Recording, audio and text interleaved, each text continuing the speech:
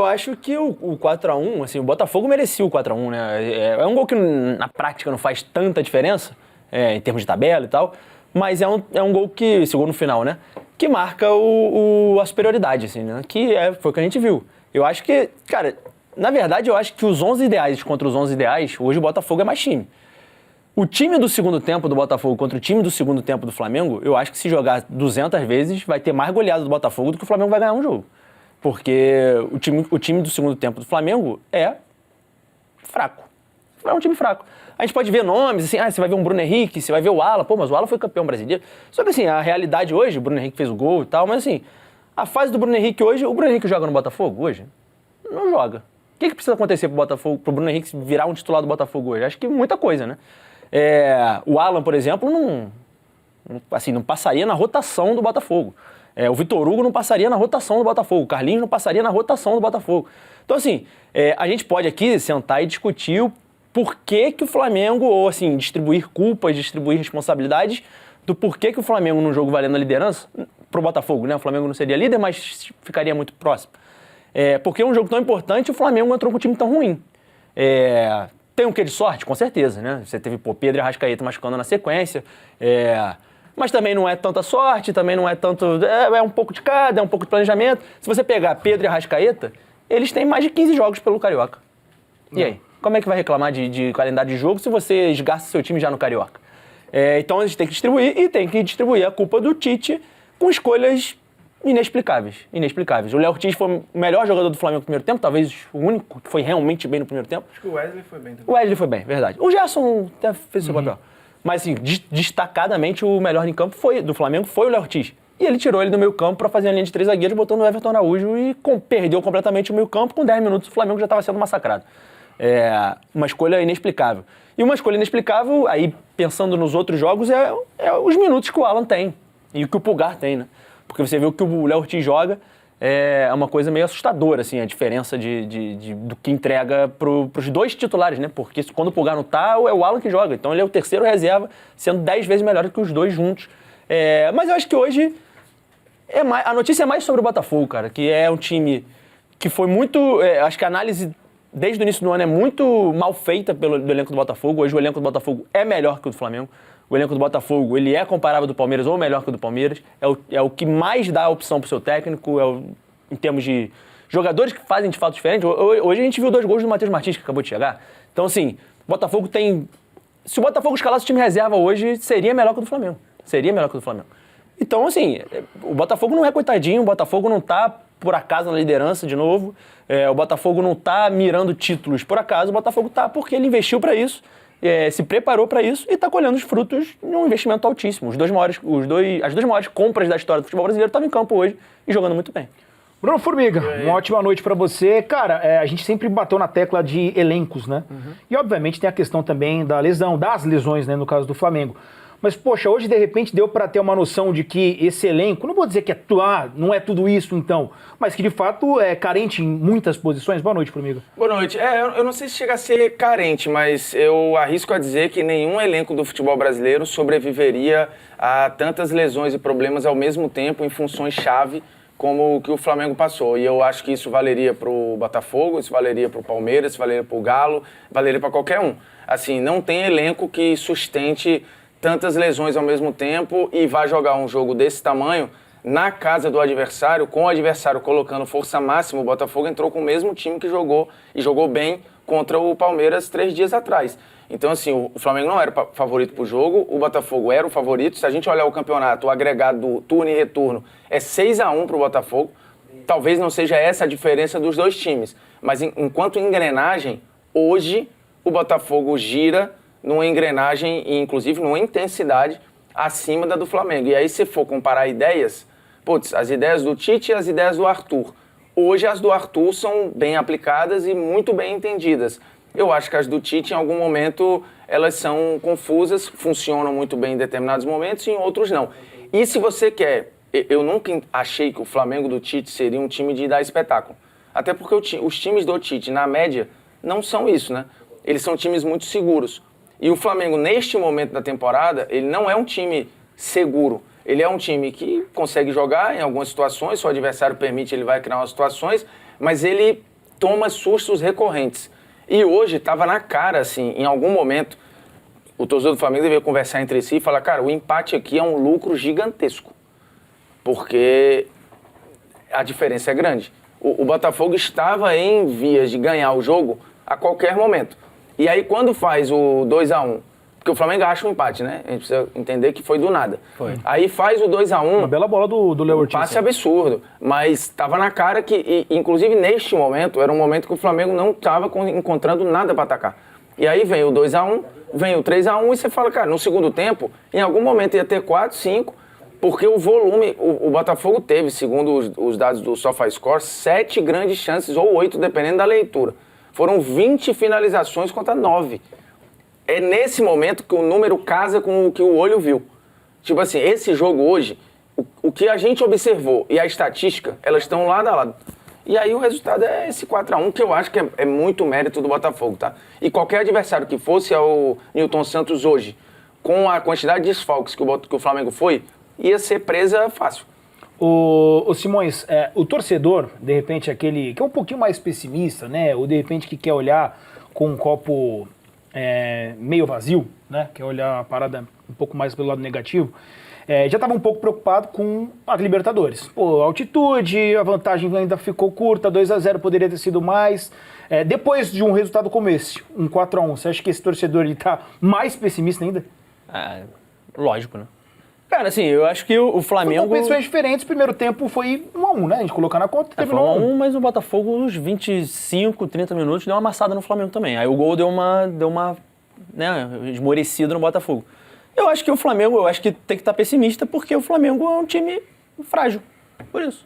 O Flamengo é um time que toma gol quase todo jogo. Toma gol de bola aérea, assim, quase todo jogo, primeiro gol. Surpreendente. Isso é uma coisa que me impacta no que era a projeção do ano. Quando o Vitor Sérgio falou que o trabalho do Tite era ruim, eu acho que era ruim, não vou falar pelo Vitor Sérgio, mas acho que ele puxou muito por essa expectativa do Flamengo ser seguro. Assim, eu acho que o que se esperou do pior momento do Tite era um time seguro que não cria nada, um time seguro que não encanta, um time seguro que tem problemas. O Flamengo não é nem um time seguro. Então, assim, quando o Flamengo não é nem um time seguro, não sei se são imagens ao vivo. Imagens ao vivo, tá, gente? Tá rolando confusão lá no Newton Santos. Rolou no Flamengo, campo, tá? Né? Teve uma confusão ali, o Bruno Henrique, enfim, conversando com o Marlon Freitas ali mas e tal. o Marlon, inclusive, na leitura labial que deu pra ver nas imagens que estavam passando pra gente aqui, eu não sei, o Bruno, ao que deu a entender, ficou incomodado com alguma provocação que ele recebeu. Acho que foi isso. E o Marlon deu uma carteirada lá, que eu acho que ele fez certo, de falar, cara, quando você fez o gol, tu meteu lá um chororô e tá tudo bem. Beleza, assim, é do jogo. Agora que tu tomou 4, cara, tem que aguentar também. E eu acho que, meu irmão, ou tu acredita no chumbo trocado, ou fica nessa parada que é um lugar muito egoísta, né? Sim, tipo assim, eu posso, mas ninguém pode comigo. Aconteceu no Allianz Parque também hoje, né? Mas enfim, recapitulando aí, Simões. Então, no fim, eu acho que tem que estar preocupado para quinta-feira, porque o Flamengo não inspira nenhum tipo de confiança. Eu acho que é natural que o Bolívar, pelo menos, leve para os pênaltis, assim. Eu não consigo ver um time tão frágil como esse. Esse gol que o Flamengo tomou, o primeiro gol, é um gol manjado, né? É uma jogada que o Botafogo faz com recorrência. O Marlon Freitas, quando ele tem espaço, ele acha essas bolas o tempo inteiro nas costas dos laterais. E hoje ele jogou com espaço ali que parecia que ele estava jogando nos anos 40. Que tem muito a ver com a presença do Alan, né? Que é um jogador, assim, é inexplicável o que o Alan apresenta no Flamengo. Então, assim, essa jogada que o Flamengo tomou hoje, o Flamengo toma praticamente todo jogo, muitas vezes sai gol, muitas vezes não, nas costas do Ayrton Lucas, então é uma certeza de perigo. Se a bola for alçada nas costas do Ayrton Lucas, o Flamengo vai sofrer a finalização. Se vai ser gol ou não, a gente vai descobrir na hora, mas que vai tomar a finalização, vai. E eu espero, na altitude, que essa jogada seja recorrente. E tem sido recorrente a nível do mar. O hoje também fez um jogo muito ruim. Bem ruim. Muito, fez várias defesas. Aí ele escapou, né? Esse erro mais um, né? Esse erro esse erro é bizarro. Esse erro é coisa assim... Não, e o movimento dele, eu não sei se ele não vê o jogador do Botafogo e ele meio que faz o golpe de vista que a bola ia sair. É o mesmo movimento que ele faz no quarto gol. Ele tem certeza que a bola vai sair, ele recolhe o braço e toma um susto quando a bola entra. Tanto que ele bota a camisa no rosto, lamentando, né? Foi muito... Assim, pegou pênalti, fez algumas defesas difíceis, mas as fáceis ele se enrolou em todas. Mas eu acho isso, cara. Eu acho que o Flamengo é um time muito frágil e qualquer time muito frágil na altitude é natural perder por mais de 2 gols de diferença. A gente daqui a pouco vai colocar também algumas situações, né, individuais, por exemplo, do Carlinhos, se dá para contar com ele sendo titular contra o Bolívar, né, se é a única opção que tem de fato a equipe do Flamengo. Ô Vés, deixa eu te adicionar aqui, né, no papo, você que fez esse jogo aí com o Jorge Igor no Arquibancada, tem um tweet aqui bem legal do Thomas Rosolino, bem legal, né, pros outros torcedores, não pro Flamengo, né, mas interessante, porque, ó, ele coloca aqui, ó, um time do Tite volta a levar 4 gols no jogo depois de quase 11 anos do famigerado 4-0 sofrido pelo Corinthians contra a Portuguesa em 2013.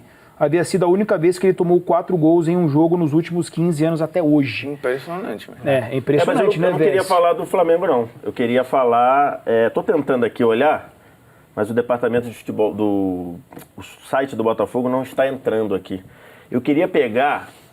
a gente vai falar de tudo. Eu queria falar do também. Botafogo. Vou cortar aqui a sua pauta. Eu queria falar do Botafogo. Eu queria entrar aqui no departamento de scout do Botafogo para pegar o nome dos caras. Porque eu acho que a gente devia falar o nome dos caras. Eu sei que o Rafael Rezende... Um a gente conhece, né? Um a gente conhece, que é o Rafael Rezende, que até outro dia era comentarista brilhante do Sport TV e saiu para trabalhar no departamento de scout. Ele é gerente de mercado, se eu não me engano, do Botafogo. Mas eu queria pegar o nome de todos. Porque... Cara, hoje o 4-1, eu acho que ainda foi pouco pro que foi o jogo. Teve um pênalti perdido. Tá? Né? Eu não vou nem botar o primeiro tempo na conta. Pênalti perdido, mas no segundo tempo teve o pênalti perdido, teve o gol do Tiquinho perdido logo depois teve o gol perdido pelo Savarino pelo meio, depois teve uma chance perdida pelo Matheus Martins. Todas claras, e depois né? ainda teve uma do Luiz Henrique. Teve então gol anulado no primeiro tempo. Foram 5 e o gol anulado no primeiro tempo, mas estava bem impedido, né? Então não vou nem contar. Foram mais 5 chances claras, só das claras perdidas. E incluindo o pênalti. Entrou aqui, deixa eu ver se eu consigo achar aqui. Comissão técnica, comunicação, scout, achei. Deixa eu ver se eu consigo entrar aqui. Vai pegar, vamos lá. Alessandro Brito, aperta aqui, chefe de scout. Aqui os cookies. Chefe de scout. Vou falar então os nomes aqui, tá? Atenção, vou escalar os nomes. Alessandro Brito, chefe de scout. Rafael Rezende, coordenador de scout. Bruno Noche, imagino que seja assim, scout. Christian Costa, scout. William Santos, scout. São esses, tá? E o detalhe, um de cada lugar o Alessandro Brito é de São Paulo, o Rafael Rezende é do Rio, o Bruno Notti é de Minas e os últimos 2 são do Rio Grande do Sul. A gente tem que falar esses caras, porque é lógico que a gente vai falar que o Botafogo comprou 2 jogadores por 20 milhões de dólares, por 20 milhões de euros, 20 milhões de dólares, enfim, a gente vai falar isso. E é um fato. As 2 maiores transferências da história do futebol brasileiro, então a gente tem que falar. Só que as pessoas querem... trazer a narrativa de que o Botafogo é montado por um time de 20 milhões de dólares. E isso é mentira. O Botafogo é montado por um time de quem analisa, identifica e contrata jogador. Bastos, Matheus Ponte, Cuiabano. Gente, o Cuiabano, ele conversa com o torcedor do Grêmio sobre o Cuiabano. Alguém olhou e falou, pode trazer. Ele não tá bem agora, mas ele tem. Então vamos lá. Matheus Ponte, Basto, Barbosa, Cuiabano, o Igor Jesus, Matheus Martins.